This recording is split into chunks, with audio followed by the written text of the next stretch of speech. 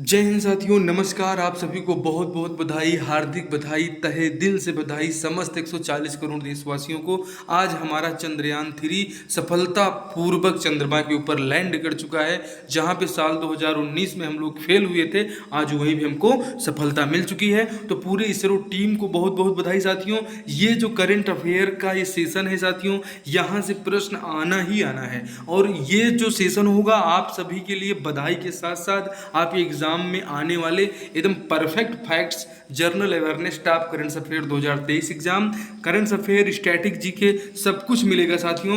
एकदम आपको आनंद आ जाएगा। और आज तो सबसे ज़्यादा खुशी का दिन है साथियों कि India's third moon mission Chandrayaan 3 है successfully land on the lunar surface this evening 6:04 PM। एकदम बहुत सही बात है। और कब से हमारे जन जन की आशा लगी हुई थी इस चंद्रयान 3 को लेकर, जहां पर आप देखते हैं कि वहीं पर अभी 2 दिन पहले ही लूना 25 रसिया का जो है क्रैश हो चुका था। सारी जानकारी मिलेंगी आपको साथियों। टॉप करंट अफेयर आज की डेट का 23/8/2023 का, चूंकि आज की तारीख ही बड़ी महत्वपूर्ण है, याद रखिएगा। इसमें जो पूछा जाने वाला चीज़ है, आपसे पूछा जाएगा लैंडर का नाम क्या है। तो भैया लैंडर का नाम याद रखिएगा विक्रम है, और रोवर का नाम क्या है तो प्रज्ञान है। ये हमारा चंद्रयान मिशन 3 आप यहाँ पर देख रहे हैं साथियों। चंद्रयान 3 हमारा सक्सेसफुली चंद्रयान 3 लैंड कर चुका है साथियों। हमें इसमें हम लोग फेल भी हुए थे, आप जानते हैं। साल 2019 में Chandrayaan 2 has failed its lunar phase when its lander Vikram crashed into the surface of the moon following anomalies in the braking system cell attempting a touchdown on सितंबर 7, 2019 को हम लोग चंद्रयान 2 पर लैंड करने में सफल नहीं हुए थे साथियों। लेकिन आज वो दिन हमारे सबके बीच में आ चुका है। सबसे महत्वपूर्ण होता है इसका विक्रम। विक्रम ही नाम काफ़ी है, जिसका नाम ही विक्रम हो, आखिर में वो तो क्रम से ही वहाँ पर पहुँचेगा ही। और जहाँ पे प्रज्ञान भाई साहब जुड़े हुए हों रोवर, तो सफलता तो मिलना ही है। तो हमारे चंद्रयान भारत कितने सस्ते मिशन आप देखिए कि पूरी तरीके से सफल हो चुका है, और हम इतने कम बजट में चंद्रमा पर पहुंच चुके हैं साथियों। सेकेंड जो हमारा मिशन था ये फेल हुआ था, इसके बारे में हमने आपको बताया है साथियों। इससे पहले आप देखें करंट अफेयर का ही मोस्ट इंपॉर्टेंट टॉपिक है रशियन मून मिशन लूना 25। ये साथियों अभी 2 दिन पहले फेल हो गया था। इसका इंजन ही फेल हो गया था, और हमारा तो इंजन भी नहीं फेल हुआ। हम बोल भी रहे थे कि हाँ, अब की बार हम सफलतापूर्वक लैंड करेंगे। और इसरो को एक बार फिर से आप सभी लोग बधाई दीजिए। और नाम याद रखिएगा, इंडियन स्पेस रिसर्च ऑर्गेनाइजेशन, ये हमारा इसरो हो जाता है साथियों। ठीक है, इंडियन स्पेस रिसर्च ऑर्गेनाइजेशन। ठीक है साथियों। तो आप जानते हैं this soft landing is being attempted day after Russian Luna 25 spacecraft crashed into the moon after spinning out the control से बाहर चले गया साथियों। और इनका रसिया हो गया फेल, लेकिन वहीं बगल में भारत हो गया पास। अगला न्यूज जो सबसे महत्वपूर्ण है साथियों, 15th BRICS summit at Johannesburg South Africa. आप सभी जानते हैं कि ब्रिक्स का सम्मेलन हो रहा है। कहाँ पे हो रहा है भैया? तो वहीं पे हो रहा है दक्षिण अफ्रीका में, जहाँ से हमारे महात्मा गांधी जी लौटे थे, भारत आए थे साथियों। तो वहीं दक्षिण अफ्रीका के जोहान्सबर्ग में हो रहा है हमारा, क्या हो रहा है, 15वां ब्रिक्स सम्मेलन, जो आपके एग्जाम में छपेगा साथियों कि 15वें ब्रिक्स सम्मेलन में जो है किसने भारत की तरफ से भाग लिया, तो हमारे प्रधानमंत्री श्री नरेंद्र मोदी जी ने इसमें भाग लिया है। और अभी वो वहीं पे हैं, और वहीं साउथ अफ्रीका से ही आज की डेट में उन्होंने पूरे देशवासियों को बधाई दी साथियों। ये जो हमारा ब्रिक्स है, आप जानते हैं जैसा कि नाम ही काफ़ी है, नाम से ही आपको पता चल जाता है BRIC।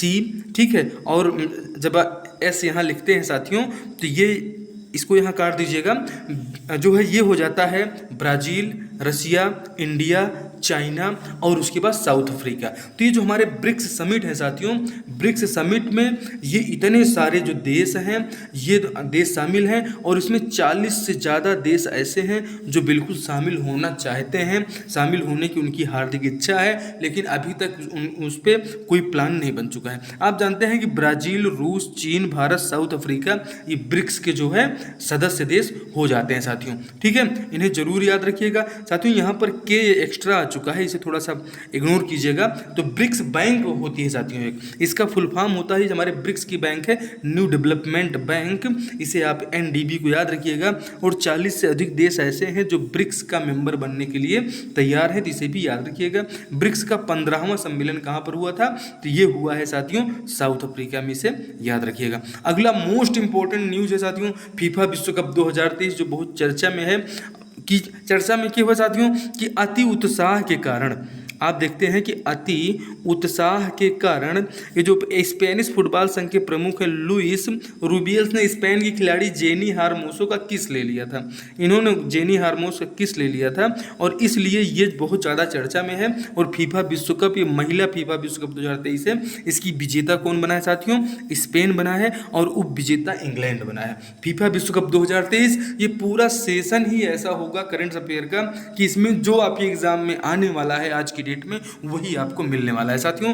पूरा सेशन एंड तक देखिएगा, एक एक चीज समझ में आपको आने वाले। फीफा विश्व कप 2023 फीफा महिला विश्व कप है ये, इसकी विजेता स्पेन है, उप विजेता इंग्लैंड है। और इसमें एक लफड़ा जो हुआ था वो लफड़ा किस लेने के कारण हुआ था, तो स्पेन की खिलाड़ी है जेनी हारमोसो का किस उन्होंने लिया था और इसी कारण बहुत बवाल भी चल रहा है साथियों। आज आप जानते हैं कि आज की सुबह की ये मुख्य न्यूज़ थी, लैंड कर सकता है, तो अब इसने लैंड कर लिया है। ठीक है साथियों, इसने लैंड कर लिया है और लूना मिशन रूस का फेल हो चुका है। 15वें ब्रिक्स देशों की बैठक में पीएम मोदी जोहान्सबर्ग दक्षिण अफ्रीका में उन्होंने भाग लिया और 40 से अधिक ब्रिक्स देश इसके सदस्य बनने के लिए तैयार हैं साथियों। देश का पहला कार क्रेश प्रोग्राम NCP ये साथियों लॉन्च हो चुका है। महिला फीफा विश्व कप 2023 का विजेता स्पेन बन चुका है साथियों। कमल की 108 पंखुड़ियों वाली नई किस्म जिसका नाम है नमो 108 का केंद्रीय मंत्री जितेंद्र प्रसाद ने अनावरण किया है। अब इस पंखुड़ी में भी साथियों 108 पंखुड़ियों का कमल का फूल, ये हमारी लखनऊ जो है हमारा राष्ट्रीय वनस्पति का अनुसंधान केंद्र है, वहां से ये साथियों तैयार हुआ है। साथियों चैनल पे नए हैं तो बिल्कुल इतनी सभी परीक्षाओं में अगर आप बैठ रहे हैं तो ये सभी जो है ये क्लास इन सभी भर्ती परीक्षाओं के लिए मोस्ट इंपॉर्टेंट हो जाती है। और अब आइए देखते हैं एक एक करके सभी प्रश्नों के बारे में। साथियों चंद्रमा के साउथ पोल पर लैंड करने वाला दुनिया का पहला देश कौन है, तो ये लिख लीजिए। ये तो भाई साहब छपने वाला सवाल है, परीक्षा कोई भी है, SSC GD CHSL UP police MP police Delhi SI जितनी भी भर्तियां हैं साथियों, CG व्यापम PSC एकदम याद रखिएगा। साउथ पोल का मतलब क्या है साथियों, ये जो साउथ मतलब होता है दक्षिणी और पोल मतलब होता है ध्रुव, तो दक्षिणी ध्रुव पर उतरने वाला हमारा इंडिया जो है पहला देश बन चुका है साथियों। ये यहाँ पर एक दिन रुकेगा चंद्रमा वाला, आप जानते हैं कि वहाँ पर एक दिन पूरा होने में 28 दिन लग जाते हैं, 14 दिन का वहाँ पर साथियों, जैसे हम लोग यहाँ देखते हैं दिन और रात, तो यहाँ का 14 डेज बराबर वहाँ का 1 डे होता है। ठीक है साथियों, तो ये आप याद रखिएगा, हम लोग जो है 14 दिवस बराबर एक दिन होता है चंद्रमा का, इसे भी आपको याद रखना है साथियों। इससे पहले और कौन कौन लोग चंद्रमा पर साथियों सुरक्षित तरीके से लैंड कर चुके हैं, अमेरिका, चाइना, रूस, और अब भारत भी इस लाइन में सफलतापूर्वक खड़ा हो चुका है। और ये सफलतापूर्वक खड़ा हुआ है वो भी साउथ पोल पर सबसे आगे, साउथ पोल पर सबसे आगे हमारा विक्रम जाके लैंड कर चुका है। और विक्रम वहाँ पे साथियों लगभग 500 मीटर की एरिया में वो सब कुछ पता लगाएगा कि यहाँ पे पानी के प्रमाण क्या हैं, पानी है कि नहीं है साथियों। यहाँ पर भूकंप जो है चंद्रमा पर कैसे आते हैं, उन भूकंपों का अध्ययन करेगा। वहाँ पर का जो वातावरण है साथियों, उस वातावरण के बारे में चर्चा करेगा। और ये साउथ पोल वही है जहाँ पे -230 डिग्री 230 डिग्री नीचे तक डाउन तक का तापमान रहता है, इसलिए पानी मिलने की वहाँ पर संभावना है। तो चंद्रमा के साउथ पोल पर लैंड करने वाला दुनिया का पहला देश हमारा भारत बन चुका है साथियों। साउथ अफ्रीका के प्रेसिडेंट निम्न में से कौन से हैं, आप जानते हैं ब्रिक्स, ठीक है, आप जानते हैं साथियों ये ब्रिक्स की जो बैठक हुई है ये भी कहाँ हुई है, जोहान्सबर्ग दक्षिण अफ्रीका में हुई है, इसे आप याद रखिएगा जोहान्सबर्ग को। तो यहाँ पर साथियों ये जो हमारे सभी नेतागण हैं इनका रिलेशन जो हो जाता है साथियों, जैसे सिरिल रामाफोसा जी हैं, इनको आप याद रखिएगा, ये साउथ अफ्रीका के प्रेसिडेंट हैं। बात की जाती है चिनफिंग को, तो सी चिनफिंग आप जानते हैं कि चाइना के राष्ट्रपति हैं। जब बात आती है लूला डिसिल्वा की, तो इनको याद रखिएगा, ये ब्राज़ील के हो जाते हैं और व्लादिमीर पुतिन कहाँ के हो जाते हैं, रसिया के हो जाते हैं। अब ये प्रश्न पूछा जा सकता है साथियों कि क्या ब्रिक्स में भाग लेने के लिए व्लादिमीर पुतिन साउथ अफ्रीका गए थे? तो नहीं भाई साहब, साउथ अफ्रीका नहीं गए थे, क्योंकि यूक्रेन पर अटैक करने के कारण इनके खिलाफ में गिरफ्तारी वारंट जारी हुआ है। वो उसी गिरफ्तारी से बचने के लिए मान लो यहाँ आते हैं, कहीं उनको गिरफ्तार ना कर लिया जाए या कि गिरफ्तार करके उनको अमेरिका वाले उठा ना ले जाएं, इसलिए उन्होंने बोला कि हमको आना ही नहीं है, हम वहाँ नहीं आएंगे, हमारा गिरफ्तारी वारंट इशू हुआ है।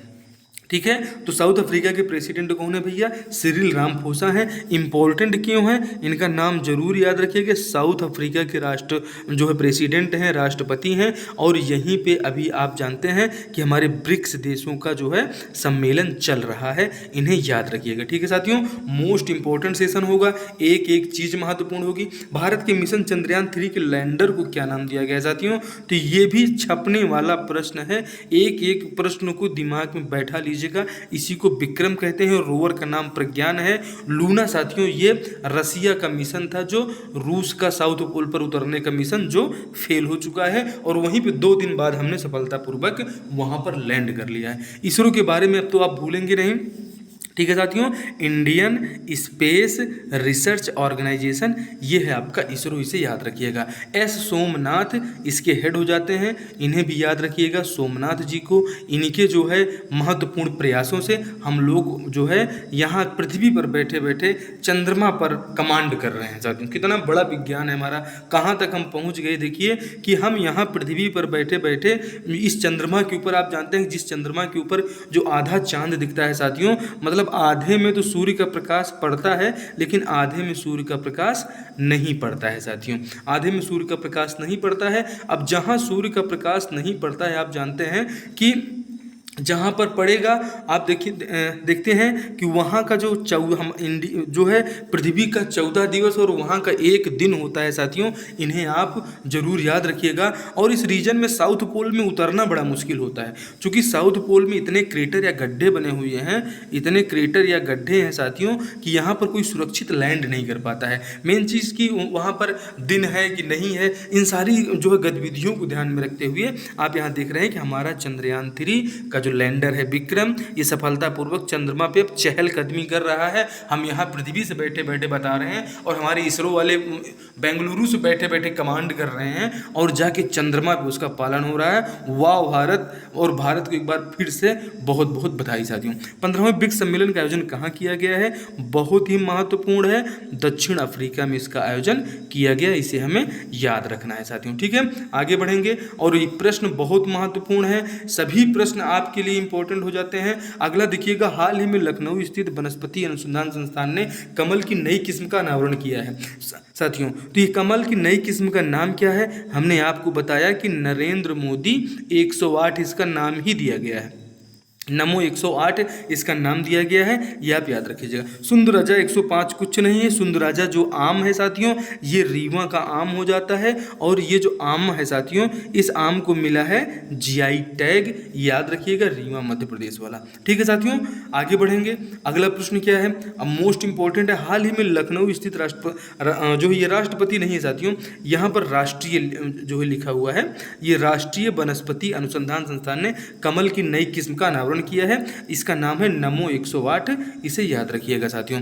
लल्लन टॉप फैक्ट्स में देख लीजिए, अति महत्वपूर्ण कि 10 डिग्री चैनल यह बंगाल की खाड़ी में अंडमान और निकोबार द्वीप समूह को एक दूसरे से अलग करता है, ये प्रश्न पूछा जाता है। ठीक है साथियों, नंदा देवी भारत की दूसरी सबसे ऊंची पर्वत चोटी है, और यह गढ़वाल हिमालय का हिस्सा और उत्तराखंड राज्य में स्थित है। नंदा देवी पर्वत भारत का दूसरा सबसे ऊंचा है। अच्छा, पहला कहा जाए तो आप बहुत लोग सीधे नेपाल भग जाते हैं, तो भाई नेपाल मत जाओ, वो नेपाल का हो जाता है माउंट एवरेस्ट। ठीक है, माउंट एवरेस्ट नेपाल का हो जाता है। और जो आप हमारा यहाँ K2 गार्डन ऑस्टिन देखते हैं, ये भारत में फर्स्ट प्लेस पे है, पहले स्थान पे सबसे ज़्यादा ऊंची K2 गार्डन ऑस्टिन है।